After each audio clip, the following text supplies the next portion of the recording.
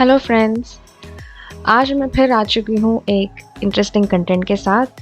आज मैं बात करने वाली हूँ मेरे टेरेस गार्डन के बारे में। मेरा जो अपार्टमेंट है वो लास्ट फ्लोर में है और इसकी वजह से मुझे कोई भी ग्रीनरी दिखाई नहीं देती है क्योंकि हम ऊपर रहते हैं। इसी एक बात की वजह से मुझे मेरे टेरेस गार्डनिंग में बहुत बड़ा पैशन निकला।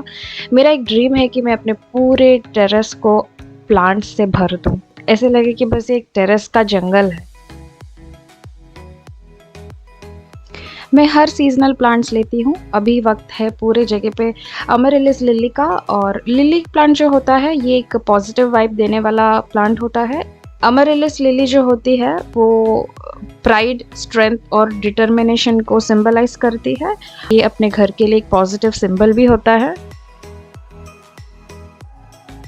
पिछले 6 साल से मैं टेरेस गार्डनिंग में बहुत सारे एक्सपेरिमेंट्स करते आई हूँ। मैंने वेजिटेबल गार्डनिंग की है अपने टेरेस में और लोकल प्लांट्स ग्रो करी है और ट्रॉपिकल प्लांट्स भी मैंने ग्रो करी है। सक्यूलेंट से लेकर कैक्टस तक मैंने हर कोई चीज़ ट्राई करके देखी है।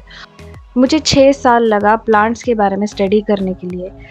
प्लांट्स के बारे में स्टडी करने के लिए हमें कोई स्पेशल कोर्स की ज़रूरत नहीं है। बस हमें प्लांट्स के साथ वक्त बिताना है और वही हमें सिखा देगा कि गार्डनिंग कैसा करना होता है। एशियन पिजन विंग प्लांट जो है वो एक स्पिरिचुअल प्लांट होता है। ये प्लांट में हीलिंग प्रॉपर्टीज है। कहा जाता है कि शिव जी के चरण पे इस फूल को रखा जाए तो हमारे जो भी बीते हुए पाप होते हैं वो धुल जाते हैं। और अगर शिव जी ना हो तो गणेश जी के चरण पे भी रख सकते हैं। जब भी एक दिन में मुझे बहुत लोनली फील होता है तो वो टाइम में मैं सीधा जाती हूँ अपने प्लांट्स के पास और बस उसे देखती हूँ और उसके साथ थोड़ा टाइम स्पेंड करती हूँ, जैसे उसे क्लीनिंग करना हो या उसको खाद मिट्टी देनी हो। मेरे दिमाग में मेरे टेरेस को लेकर एक ड्रीम फिगर है, वो अभी तक मैंने अचीव नहीं किया है और मैं पूरा एफर्ट्स लगा रही हूँ कि वो जो ड्रीम फिगर है उसे मैं अचीव कर लूँ जल्दी। मुझे इंडोर प्लांट्स लगाने में भी बहुत इंटरेस्ट है बिकॉज मैं लास्ट फ्लोर में रहती हूँ तो मेरा जो रूम का टेम्परेचर रहता है वो स्टेबल नहीं रहता है। डे टाइम में थोड़ा हीट ज़्यादा रहता है और नाइट टाइम में थोड़ा ठंड ज़्यादा रहता है। ऐसे में मेरे इंडोर प्लांट्स काफ़ी टाइम सरवाइव नहीं कर पाते हैं तो मैंने न्यूट्रल इंडोर प्लांट्स इंट्रोड्यूस करना सीखा। मुझे मेरे विंडो से दिखने वाले व्यू बिल्कुल नहीं पसंद। चारों ओर बिल्डिंग्स ही दिखाई देते हैं। ऐसे में ये जो प्लांट्स ही है जो मुझे लाइफ देता है, जो मेरे स्पेस को एक लाइवली फीलिंग ले आता है। जब मैं ऑफिस जाया करती थी तब मैं बहुत ही इजी और सेल्फ मेंटेनेंस प्लांट लिया करती थी। भले मुझे प्लांटिंग में बहुत ऑब्सेशन था बट जैसे ही मेरा मैटरनिटी ब्रेक शुरू हुआ था उसी टाइम में मैंने ज़्यादा वक्त बिताया प्लांट्स के साथ। इस वक्त मैंने वेजिटेबल गार्डनिंग भी स्टार्ट कर दी थी और मैंने अपने टेरेस में से काफ़ी कुछ वेजिटेबल्स कल्टीवेट किए थे। मेरे लाइफ का एक वो एक फेज़ था जब मैं डिप्रेशन में चली गई थी। सालों भर मैं डिप्रेशन में थी और ये एक चीज़ था जो मुझे बहुत बैलेंस्ड रख रहा था। तो प्लांटिंग मेरे लिए एक वेपन बन गया था मेरे इस डिप्रेशन को दिन ब दिन ओवरकम करने के लिए। इसकी वजह से मुझे प्लांटिंग के साथ एक ग्रेटफुलनेस डेवलप हो चुका था। तो ये कुछ वेजिटेबल प्लांट्स हैं जो मैंने अपने टेरेस में ग्रो करी थी। इसमें बॉटल गार्ड है और चेरी टोमेटो, हरी मिर्ची और टमाटर, लॉन्ग बीन्स और गवार, ये सारी चीज़ें मैंने ग्रो करी थी और कल्टीवेट भी की थी। कुछ स्पिनच भी डाले थे और मैं कुछ 15 अलग प्रकार के वेजिटेबल्स ग्रो कर रही थी।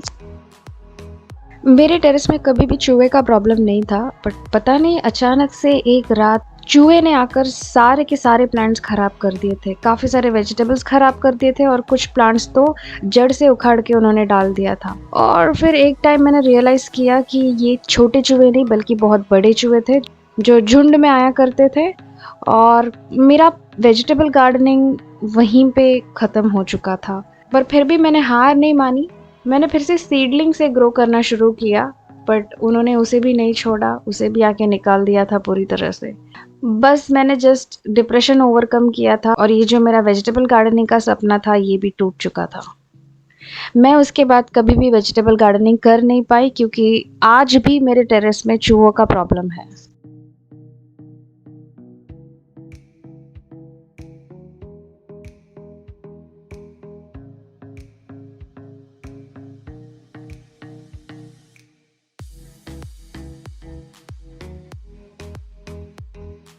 प्लांटिंग करने में बहुत टाइम जाता है, काफ़ी पेशेंस चाहिए रहता है, काफ़ी पैसे स्पेंड होते हैं इसके पीछे, हमारी जो एनर्जी होती है, इमोशंस होती है, सब कुछ एक ड्राइव पर रहता है। मैं लोकल प्लांटिंग में लग गई थी, उसके साथ-साथ मैं ट्रॉपिकल प्लांट्स भी कलेक्ट करना शुरू कर दिया था मैंने।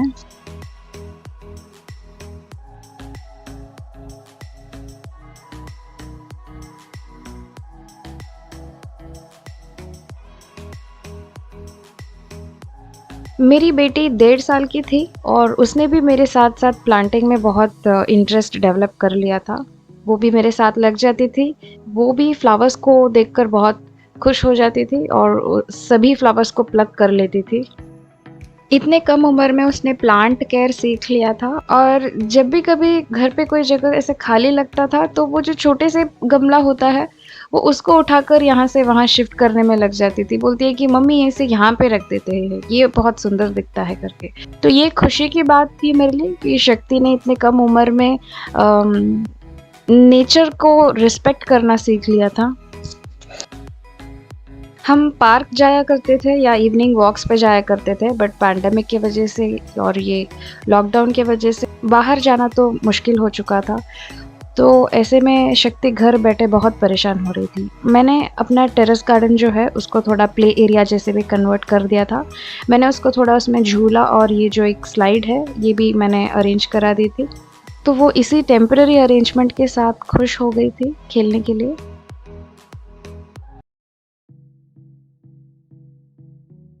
ये जो स्लाइड है काफ़ी स्टडी स्लाइड है और ये 35 केजी तक लोड लेगा और बहुत ही अच्छा स्लाइड है, मतलब कोई भी शार्प एडजेस नहीं है कहीं पर भी।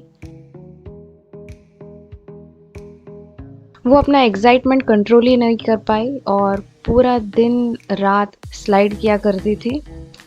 ये जो स्लाइड है हम इसे लैडर से डिटैच करके रख सकते हैं, तो हमारा जैसे ही खेलना हो जाता था मैं इसे डिटैच करके रख देती थी ऐसे। और ये जो लैडर है उसको बाहर देखने में भी यूज़फुल हो जाता था क्योंकि आराम से चढ़ के देख लेती थी बाहर। मैंने अपनी बेटी के लिए एक छोटा-सा टेंट हाउस भी सेटअप कर दिया था गार्डन में। तब जब बारिश होती थी तो वो टेंट हाउस के अंदर जाके बैठकर कुछ बुक्स रीड करती थी या अपने टैबलेट में कुछ गेम्स खेलती थी। तो वो उसके लिए एक एडवेंचरस एक्सपीरियंस होता था। मुझे अडीनियम और बोनसाई प्लांट्स में बहुत इंटरेस्ट आने लग गया था। पहले तो मुझे ये प्लांट्स देखकर ही नहीं पसंद आते थे, इनके जो बल्ब्स देखकर। बट धीरे-धीरे मैंने इसे भी एडमायर करना सीख लिया था और ये घर के किसी भी कोने में सुंदर दिखेगा। एक और बात है, बोनसाई लगाने से घर की जो दृष्टि होती है, घर पे जो नज़र लगती है, बोनसाई प्लांट्स को वो नेगेटिव एनर्जी को एब्ज़ॉर्ब करने की पावर होती है और मुझे ये बात मेरे लोकल गार्डनर ने बताया था।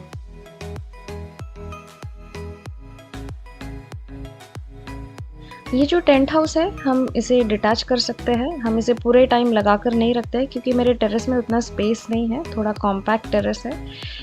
कवर्ड टेरेस है मेरा ऊपर से, तो हम खेलते हैं और खेलने के बाद उसे निकाल के रख देते हैं।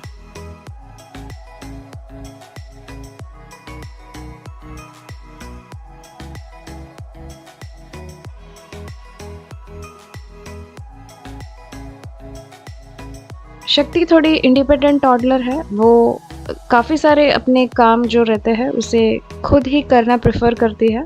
कुछ चीज़ें ऐसे हैं जिसे मैं करने नहीं देती हूँ, अदरवाइज़ वो सारी चीज़ें खुद करना पसंद करती है।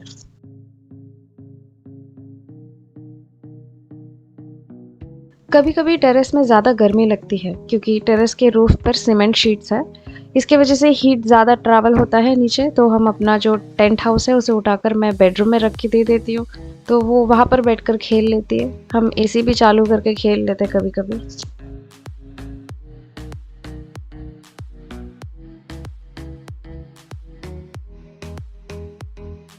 मेरी बेटी ने जब डिस्कवर किया कि बीच क्या होता है और बीच में हम कैसे-कैसे खेल सकते हैं, तब से उसे बीच में जाके सैंड कासल बनाना था। हर टाइम मुझे बोलती रहती थी। बट लॉकडाउन था, हम कहीं पर भी नहीं जा सकते थे। इसकी वजह से मैं उसको मिट्टी दे देती थी और हम मिट्टी का कासल बनाते थे।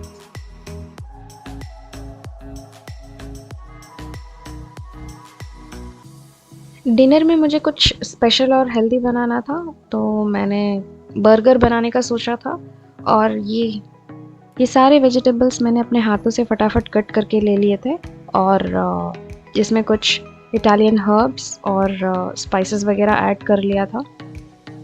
बहुत सिंपल है ये रेसिपी, दिखने में थोड़ा डिफ़िकल्ट लग सकता है बट फटाक से बन जाता है।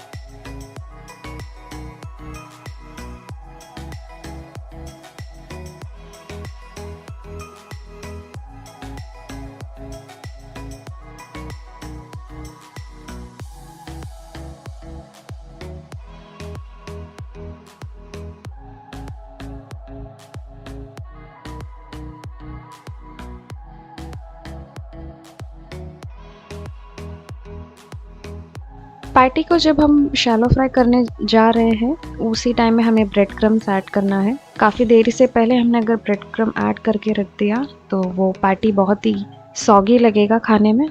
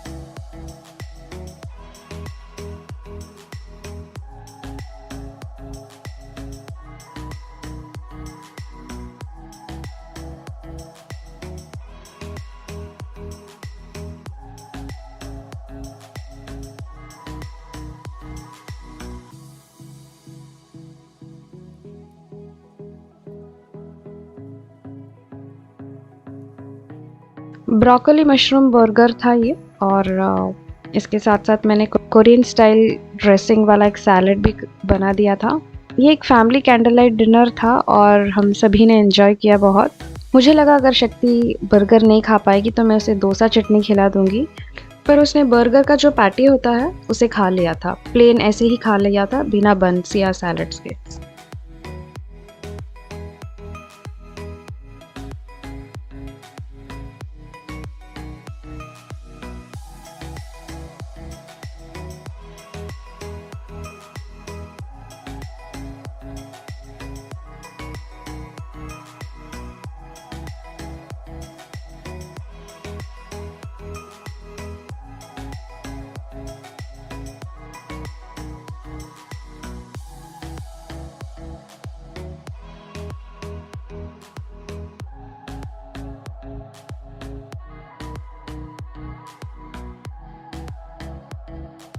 एक कहावत है कि जो फैमिली साथ में बैठ के खाना खाता है वो लास्ट तक साथ में रहते हैं।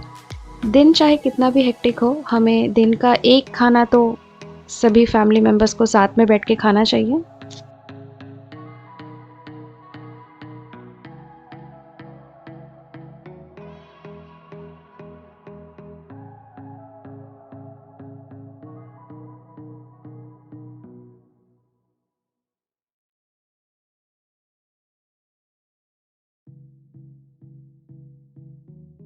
ये जो डिनर था बहुत मेमोरेबल था, मेरी बेटी ने बहुत एन्जॉय किया। हमने बहुत कैंडल लाइट डिनर साथ में किए हैं, बट फिर भी मेरी शक्ति को बहुत अच्छा लगा था ये। बैकग्राउंड में एक बहुत ही मेलोडियस ट्रैक बज रही थी और शक्ति ने लास्ट में कहा था, अम्मा it is so beautiful, it feels so good.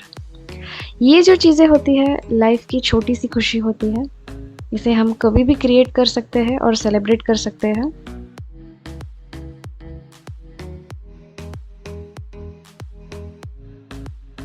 यहीं पे ख़त्म होता है आज का ये व्लॉग। वीडियो किसी भी वजह से अच्छा लगा हो तो ज़रूर लाइक करिएगा।